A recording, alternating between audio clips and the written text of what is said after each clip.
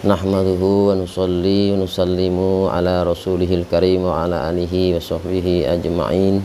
Ashhadu an la ilaha illallah wahdahu la syarikalah wa asyhadu anna sayyidina Muhammadan abduhu wa rasuluhu la nabiyya ba'dah. Faqad qala Allah ta'ala fil Qur'an karim, a'udzu billahi minasyaitonir rajim. Wa dzakir fa inna dzikra tanfa'ul mu'minin. Wa qala an-nabi sallallahu alaihi wasallam, Abdul zikri fa'alam annahu la ilaha illallah wa afdulu du'a alhamdulillah au kama qala Rasulullah sallallahu alaihi wasallam. Alhamdulillah, Bapak hadirin, para orang tua kami yang dimuliakan Allah Subhanahu wa taala. Pertama-tama marilah kita panjatkan puji syukur kehadirat Allah Subhanahu wa taala yang telah memberikan nikmat yang begitu besar kepada kita, berkumpul di majelis yang mana majelis ini adalah majelisnya para malaikat. Jadi majelis yang kita buat ini, hadirin yang mulia, majelis yang dikerumuni oleh malaikat. Allah Subhanahu wa taala menciptakan malaikat khusus yang tugasnya mencari majelis-majelis zikrullah. Di dalam satu majelis, di situ dibicarakan kebesaran Allah, mengingat Allah, membesarkan Allah, bukan membesarkan dunia. Yang dibesarkan hanya Allah Subhanahu wa taala. Maka inilah majelis para malaikat akan hadir.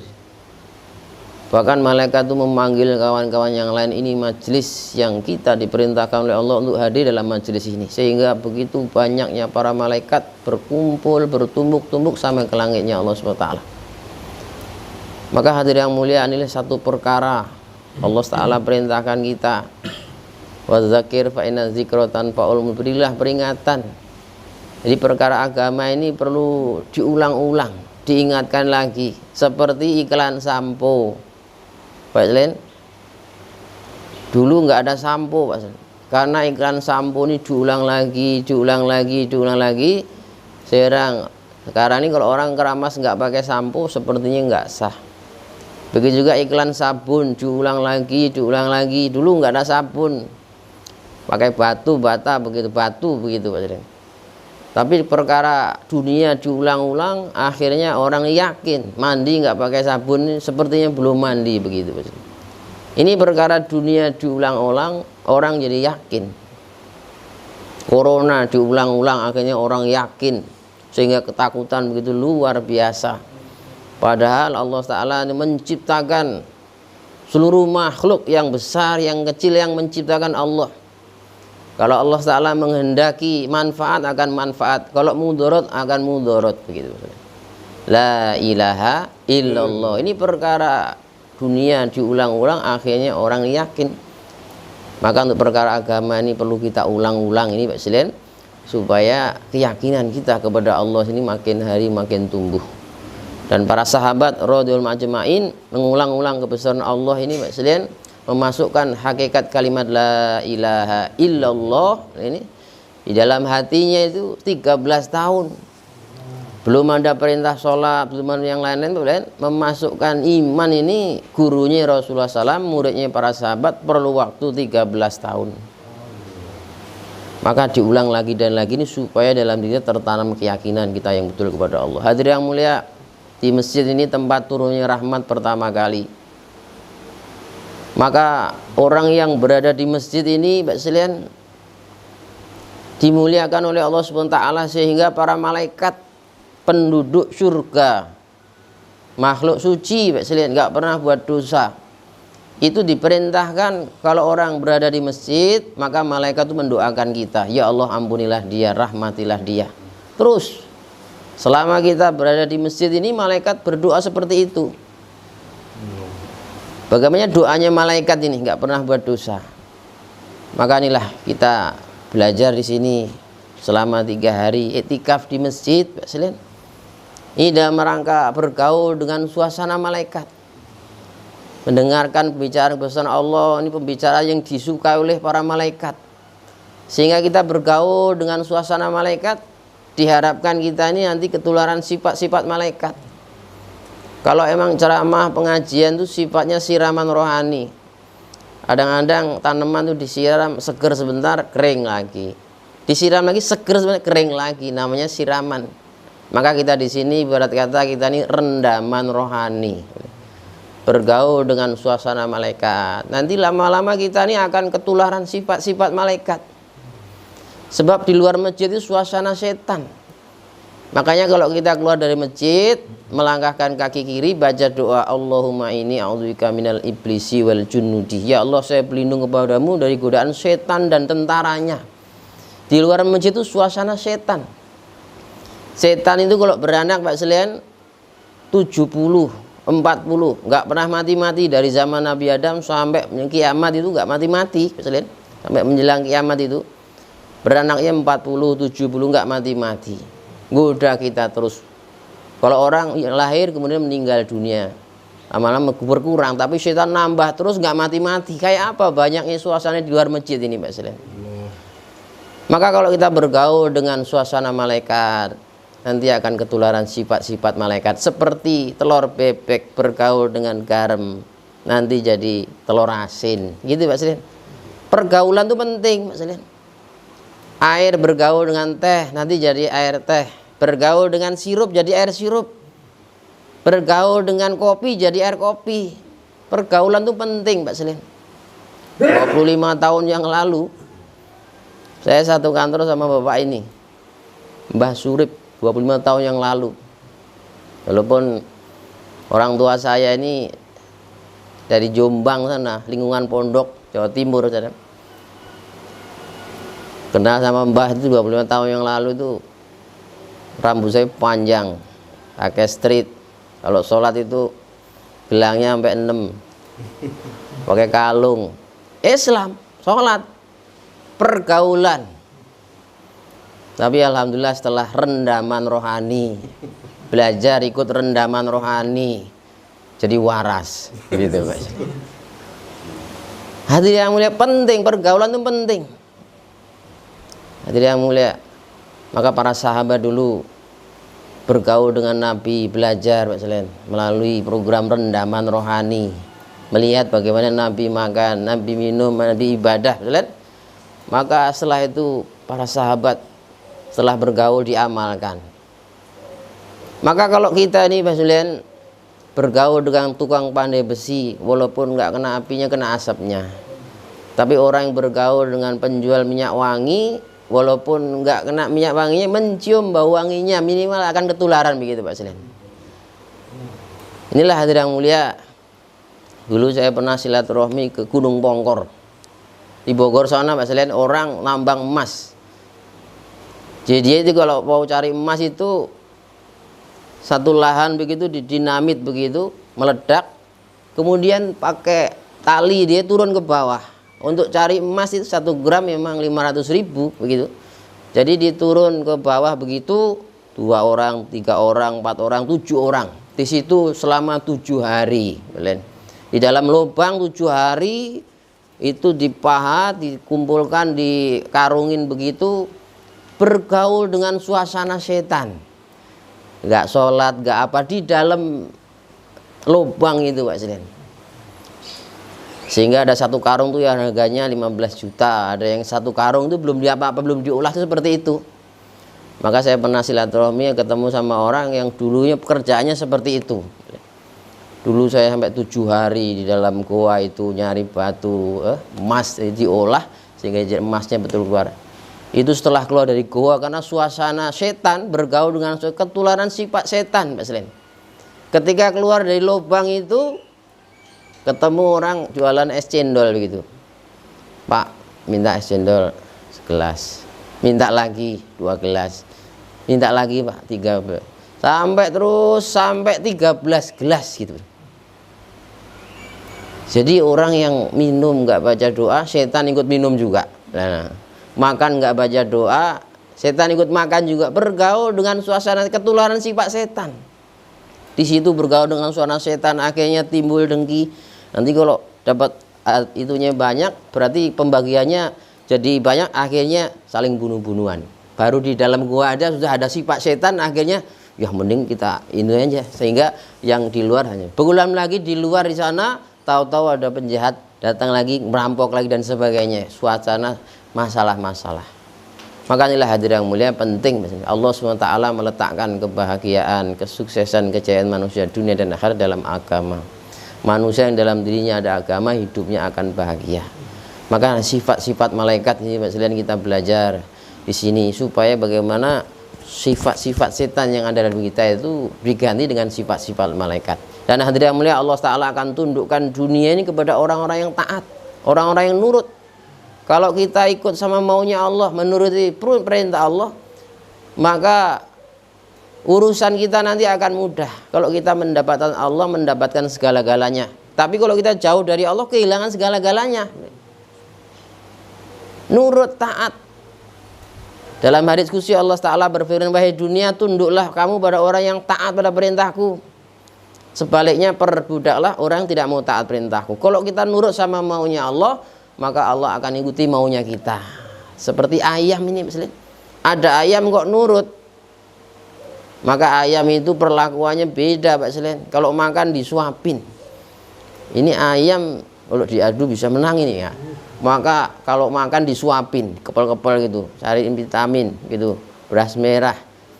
Kalau sakit dipijetin, itu ayam Pak Selen. Puyang dibeliin bodrek, itu ayam. Orangnya belum mandi, ayamnya dimandiin dulu, begitu Pak.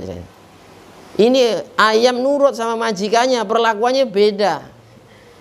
Dengan ayam yang kalau dipanggil lari ke sono, panggil lari ke sono, kadang di atas pohon, perak di sana. Maka kasih makan ayam yang seperti itu, liar seperti itu, ditebar saja begitu. Ini kamu makan sendiri. Sudah susah payah, capek, dapatnya sedikit, berdarah-darah, susah payah gitu. Beda dengan ayam nurut tadi, disuapin sampai begitu Pak Selen. Kawinnya pun disiapkan begitu Pak Selen. Makanya hadirin yang mulia, suasana ketaatan penting Pak Selen. Nah, di sini alhamdulillah kita belajar rendaman rohani. Kita patungan untuk biaya dengan harta sendiri ya.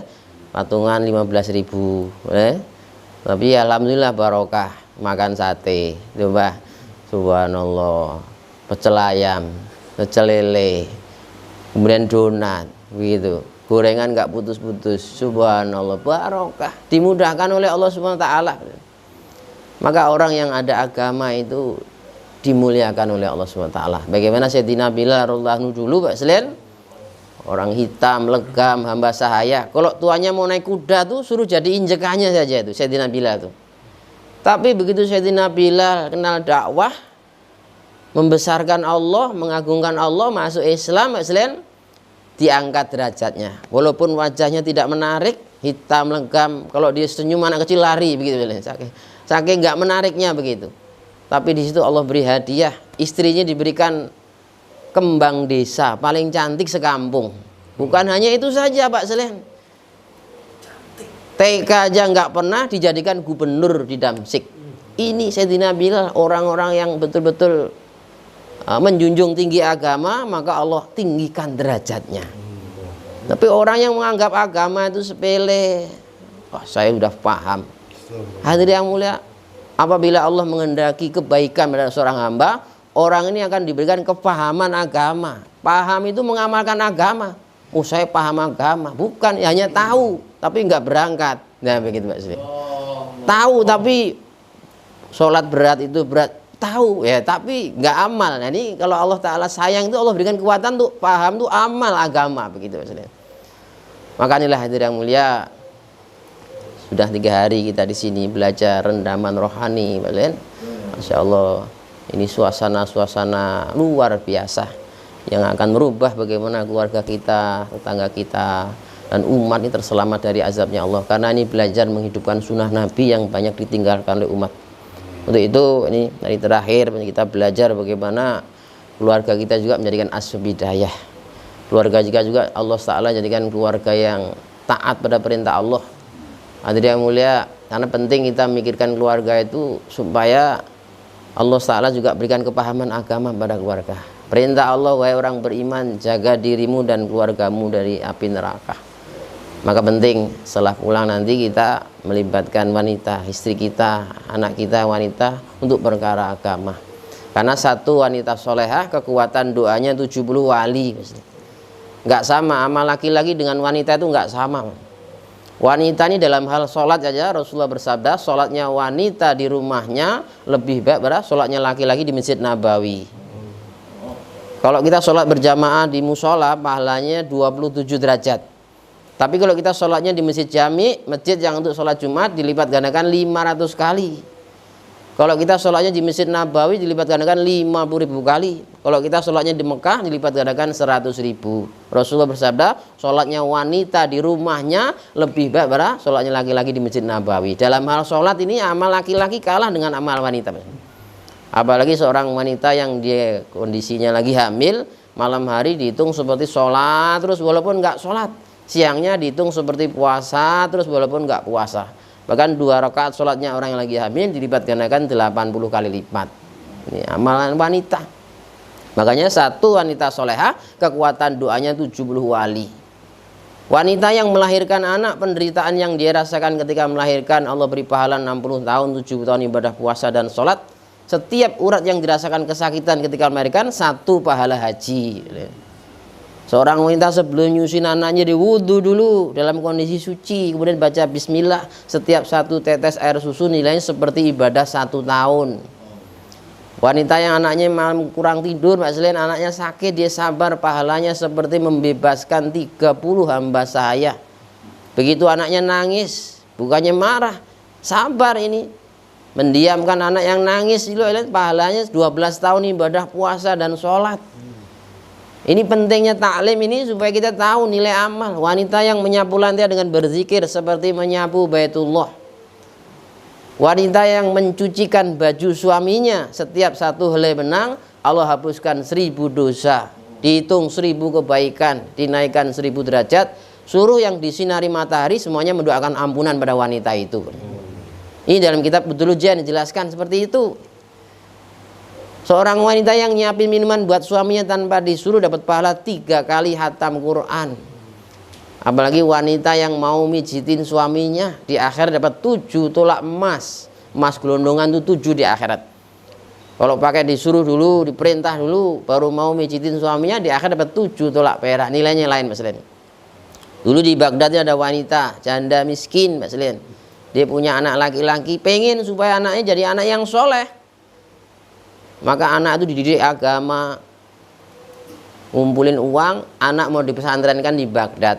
Hadirin yang mulia, ada saudagar kaya yang mau ke Baghdad, Pak, saya titip anak saya ini supaya pesantren di sana, jadi anak yang soleh nanti. Maka anak tadi dibekelin uang gitu, 5 juta begitulah. Dibalik bajunya dijahit begitu, dititipin orang, ini mau ke Baghdad. Dalam perjalanan menuju Baghdad, Pak Selain dirampok. Saudagar kaya itu diambil barangnya, habis semuanya. Dicari lagi masih ada nggak yang sisa, barangnya habis. Maka perampok tadi melihat ada anak kecil, anak kecil, kamu nggak punya apa-apa kan? Punya katanya. Apa? Uang. Mana? 5 juta. Di mana ini? Di balik baju saya ini. Sama ibu saya dijahit di sini. Dibuka jahitannya. Ternyata oh iya. Loh kok kamu ngaku ngomong begitu? Maka anak kecil tadi mengatakan, karena ini hasil didikan wanita yang solehah Pak Selain. Ibu saya senantiasa menasihati saya, dalam hal apapun jangan sekali-kali kamu berdusta, jangan bohong. Karena orang itu yang sekali bohong, malaikat akan menjauh darinya sejauh 1 mil. Orang yang bohong itu baunya busuk sehingga malaikat mau dekat itu nggak kuat.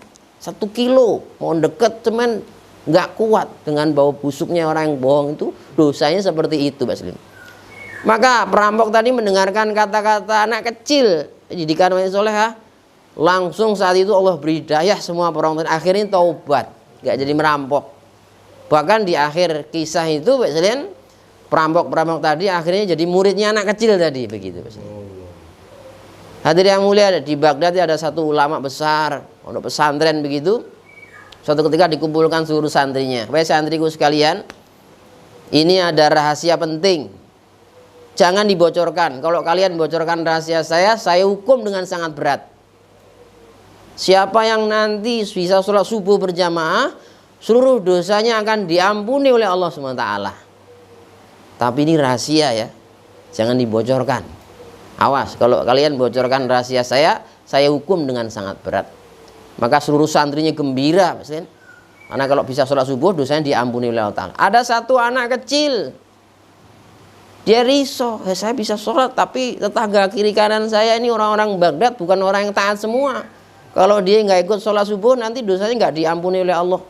Maka anak kecil itu keluar dari pesantrennya, diem-diem ketok pintu rumah orang, jauhlah, keliling aja orang untuk taat perintah Allah. Pak, tolong ya nanti sholat subuhnya berjamaah, nanti dosa bapak akan diampuni oleh Allah. Datang ke rumah berikutnya ngetok pintu lagi, seperti Nabi keliling dari rumah ke rumah, dari pintu ke pintu, begitu Pak Salim. Maka ketika subuh ulama itu heran, kok ini yang sholat jadi penuh masjidnya begitu. Wah, pasti ini ada yang bocorkan rahasia saya ini. Maka selesai sholat masyarakat pulang semuanya, seluruh santrinya dikumpulkan. Santri-santriku sekalian, siapa di antara kalian yang membocorkan rahasia saya? Saya, Pak Kiai. Ini maksudnya. Anak kecil. Ya udah, yang lain masuk pesantren. Kamu ke sini. Kenapa kamu bocorkan rahasia saya? Apa enggak takut saya hukum, saya cambuk? Saya tahu Pak Kiai. Lah kenapa kamu bocorkan rahasia saya? Pak Kiai, orang-orang Baghdad itu bukan orang yang taat semua. Nanti kalau dia nggak ikut sholat subuh, dia akan nggak mendapatkan ampunan dari Allah SWT. Maka saya takut nanti di akhirat kalau saya bisa sholat tapi tetangga saya nggak bisa sholat berjamaah, nanti di akhirat saya akan dimarahi oleh Allah SWT. Hadirin yang mulia, satu orang tertinggal satu waktu, maka Allah SWT akan masukkan neraka selama satu wukuf. Satu wukuf itu 80 tahun akhirat, satu hari di akhirat 1000 tahun di dunia. Meninggalkan satu waktu, di nerakanya 28.800.000 tahun Pak Selim. Enggak terasa, cuma satu, tapi di nerakanya 28.800.000 tahun digoreng dulu. Nanti takut saya di akhirat saya akan dimarahi oleh Allah. Enak-enakan ibadah sendiri, nggak mikirin tetangga. Maka kalau Pak Kiai sekarang mau marahin saya silahkan. Yang penting di akhirat saya nggak dimarahin oleh Allah. Maka ulama tadi mengatakan, oh kalau begitu kamu santri saya yang sesungguhnya. Saya akan doa pada Allah, mudah-mudahan Allah angkat engkau jadi wali. Mudah-mudahan Allah angkat engkau jadi kekasih Allah Ta'ala. Betul dengan doa ulama tadi, anak kecil tadi jadi Sultanun Aulia, rajanya para wali. Siapa anak kecil tadi Balen? Syekh Abdul Qadir Jailani rahmatullah alaih. Sultanun Aulia, rajanya para wali. Balen. Jadi kecil aja, masih kecil udah jauhlah. Oh, kok jauhlah dilarang? Ini amalan Nabi, Pak Balen. Maka inilah hadirin yang mulia. Ini cerita panjang tadi pengorbanan wanita. Ibunya nggak terkenal, tapi dengan berkat doa wanita solehah, ini anaknya jadi rajanya para wali. Maka satu wanita solehah kekuatan doanya 70 wali. Maka nanti kita pulang ke rumah, hidupkan suasana taklim kepada keluarga, supaya keluarga ini dirubah oleh Allah Ta'ala. Kita nggak pernah mendatangkan suasana malaikat, sehingga keluarga kita bergaulnya dengan setan, ketularan sifat setan. Barang siapa masuk rumah nggak baca salam, setan ikut masuk rumah. Bergaul dengan setan lama-lama ketularan sifat setan, begitu pasti. Bahkan kadang susah diatur, bukan salah sih, tapi kita nggak pernah menasihati perkara agama. Untuk itu Pak Sekalian, yang terakhir ya, kami minta orang tua kita ini baru pertama kali setelah 25 tahun ketemu lagi dalam perkara yang sangat besar ini. Setelah mengikuti program ini, tikap rendaman rohani, kira-kira kesan-kesannya bagaimana Mbah? Tolong cerita, Mbah. Di sini, Mbah. Berdiri di sini, Mbah. Coba ini, supaya teman-teman dengar. Nggak boleh bohong, Mbah. Coba jujur. Yang dirasakan apa ketika bergaul dengan ya orang-orang seperti ini, Masya Allah. Selama 3 hari, saya senang. Kira senang. Terus banyak. Itulah. Tapi pulang-pulang sampai lulus dari sini, bahagia aja, dia bisa tenang. Itulah kampunan kita di sini, jadi pikirannya tenang, nggak ada seperti dulu. Allah. Buat hanya dunia doang. Subhanallah. Ya, Assalamualaikum. Assalamualaikum. Mudah-mudahan Allah SWT terima pengorbanan kita. Amin ya Allah. Nanti oleh-oleh dari sini bisa diamalkan dengan keluarga, bisa meningkatkan amal ibadah kita dekat kepada Allah Taala. Itu insyaallah sama-sama kita berdoa kepada Allah. Mudah-mudahan Allah SWT menerima pengorbanan kita sedikit jadi asabidah su'alam insyaallah. Jangan lupa nanti kita pulang ke rumah masing-masing, hidupkan suasana taklim di masjid kita supaya hidup suasana seperti Masjid Nabawi, ada dakwah ilallah, ada musyawarah agama, mikirkan tetangganya. Hadirin yang mulia, di akhirat nanti kita akan dituntut tetangga kiri kanan kita. Ya Allah, saudara saya ini ibadah sendiri, saya sekali nggak sholat di nerakanya 28.800.000 tahun. 2 sholat berapa? Itu saudara saya, tetangga saya itu ibadah sendiri, saya nggak pernah diingatkan. Nanti nuntut sama kita. Maka walaupun kita bawa amalan banyak, yang nuntut banyak, tekor di akhirat masalah, sehingga menjadi orang yang rugi. Maka nanti tetangga kiri kanan kita juga didatengin dengan kasih sayang, malamnya didoakan supaya dapat hidayah. Kemudian kita juga hidupkan suasana seperti Nabi Jaulah, silaturahmi tangga kiri kanan, dan hidupkan suasana setiap bulan rendaman rohani lagi seperti ini Mas. Seperti HP perlu dicas, maka iman kita juga perlu dicas. Dan juga amal pribadi kita dijaga. Sholat di awal waktu jangan sampai ketinggalan. Zikir pagi petang, baca Quran setiap hari 1 juz dianjurkan. Orang yang 40 hari baru khatam Quran, ini termasuk orang yang berlambat-lambat. Kemudian kita tahajud, jangan lupa Pak Selen. Orang yang istiqomah menjaga sholat tahajud, sebelum meninggal dunia Allah akan tampakkan pemandangan surga. Kita akan merasakan sakaratul maut. 300 bacokan pedang Nabi sampaikan. Tapi orang yang istiqomah menjaga sholat tahajud, walaupun 2 rakaat, usahakan malam hari. Lihat, ini sholat tahajud. Nah, dalam kitab At-Targhib, 2 rakaat di malam hari lebih utama dari 1000 rakaat di siang hari. Maka yang 2 rakaat itu beratnya luar biasa. Maka kalau hanya ceramah pengasiraman rohani ya tahu, tapi mengamalkan berat banget ya. Makanya kita rendaman rohani di opnam supaya ini ada kekuatan. Hari pertama berat, hari kedua, hari ketiga tahajud ada kekuatan. Begitu. Nanti lama-lama kita udah kendor, dicas lagi, keluar lagi seperti Pak Selen. Dan jangan lupa nanti kita juga ada malam pertemuan, malam Sabtu di Parung ada muzakarah penting iman dan amal soleh. Maka insya Allah kita niatkan bagaimana jadikan dakwah sebagai maksud hidup. Kita nih dalam dakwah ini walaupun nggak jadi apa-apa, yang kita ikutin Rasulullah dan para sahabat. Maka dalam mencari ridho Allah Pak Selen, maka walaupun dalam dakwah kita nggak jadi apa-apa Pak Selen, sekalipun kita ini hanya sebagai kaleng rombeng, ini orang apa ini kok seperti ini dan sebagainya, ini nggak punya tanggung jawab dan sebagainya, maka kita ini lagi belajar setiap bulan 3 hari, nanti pulang kerja lagi dan sebagainya. Ini dalam rangka belajar supaya diri kita ini misalnya menjadi orang-orang diridhoi oleh Allah Ta'ala. Karena dulu para sahabat ini dalam mencari ridho Allah belajar dengan Nabi. Kalau dia hanya sibuk ke kantor, maka akan paham perkara kantor, paham perkara sawah. Nah, maka perlu untuk paham perkara agama berarti belajar agama begitu. Nggak cukup siraman rohani, rendaman rohani misalnya. Nah, nanti kita kerja yang baik, kunjung dengan ulama, kemudian kita kepada keluarga nih, jadi jadilah orang yang terbaik Pak Selen. Kepada keluarga ini jadilah orang yang dicintai gitu. Hadirin yang mulia, orang beriman itu pasti akan diuji oleh Allah. Tidak dikatakan orang beriman kalau nggak aku uji dulu kata Allah. Tapi ujian yang datang pada kita itu menguatkan iman kita. Nggak apa-apa Pak Selen. Kenapa ikan di laut itu besar-besar? Karena ikan di laut itu diterpa dengan ombak, badai, gelombang. Tubuhnya membengkak. Ada ikan yang sebesar masjid, ada ikan yang sebesar pulau, ada ikan yang sebesar rumah. Kenapa digembeng dengan ombak, badai, tubuhnya membengkak jadi besar begitu? Beda dengan ikan di kali, di kolam, nggak ada ombak, nggak badai. Paling ikan yang di kolam itu yang gede kepalanya, mujair, lele, itu nggak ada ujian, nggak ada ini, ya, jadi sombong. Orang yang besar kepalanya jadi sombong. Dalam satu terang hadis tidak akan masuk surga orang dalam hatinya setitik kesombongan walaupun sebesar debu. Ada setitik kesombongan nyucinya di neraka. Maka kadang kita diuji begini-begini itu supaya kita ini sabar, muncul sifat taat, muncul sifat yakin kepada Allah, bergantung pada Allah. Ini akan kuat iman kita seperti Mbak Selen. Maka mudah-mudahan Allah Ta'ala terima pengorbanan kita. Jadi asbab bidah su'a. Mari sama-sama kita berdoa pada